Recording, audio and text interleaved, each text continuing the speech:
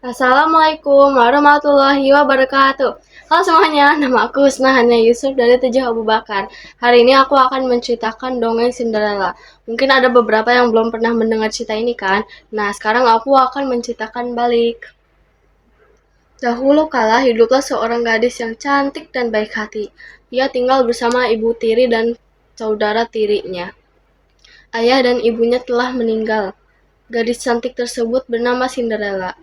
Ibu tiri dan kedua kakak saudara tirinya sama sekali tidak menyukai Cinderella. Setiap hari ia harus melakukan pekerjaan rumahnya sendiri, seperti mengepel, mencuci baju, mencuci piring, dan semua pekerjaan rumah lainnya. Nah, suatu hari sayembara pesta dansa diadakan di istana. Kabar tersebut pun diinformasikan ke seluruh desa dan semua gadis yang ada di desa tersebut. Tentunya, kedua saudara tirinya Cinderella akan menghadiri pesta tersebut. Sementara Cinderella meminta izin kepada ibu tirinya untuk dapat menghadiri pesta dansa juga.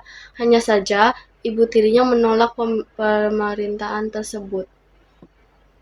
Cinderella tidak membantah. Ia hanya pergi ke kamar dan menangis sejadi-jadinya. Hari pesta dansa pun tiba. Semua orang di rumah Cinderella sibuk menata rambut dan mempersiapkan diri ke pesta dengan gaun yang indah yang sudah disiapkan. Cinderella bahkan membantu saudara dan ibunya bersiap diri ke pesta. Meski jauh di lubuk hatinya, Cinderella juga ingin datang ke pesta. Setelah ibu tiri dan Cinderella pergi ke dansa dan meninggalkan Cinderella seorang diri di rumah, muncullah seorang peri yang menghampiri Cinderella.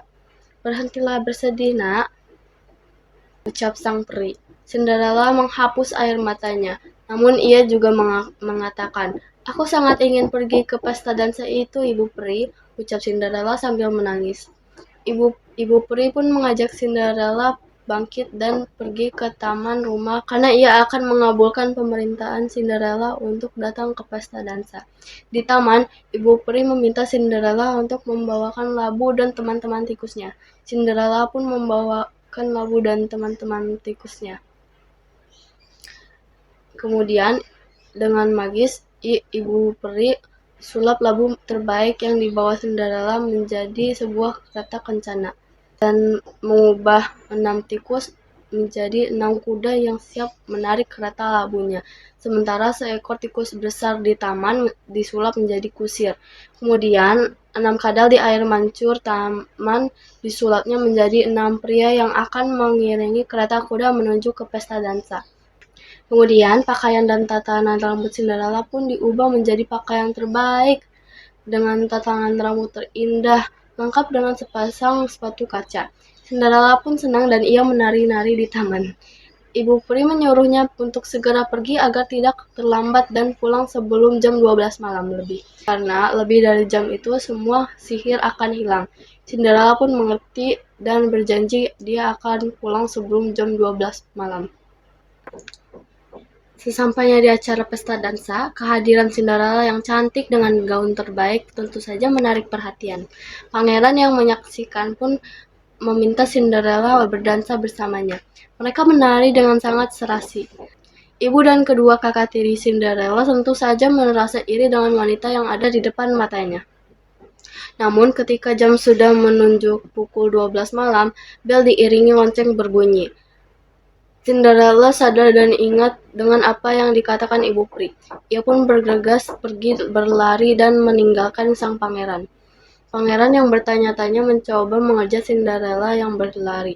Di tangga, Cinderella yang hendak terjatuh terus-menerus berlari dan meninggalkan satu sepatunya. Sang pangeran menyimpankan sepatu itu.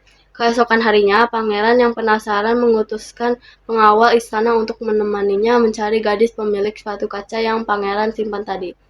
Para pengawal pun menjalani pemerintahan pangeran.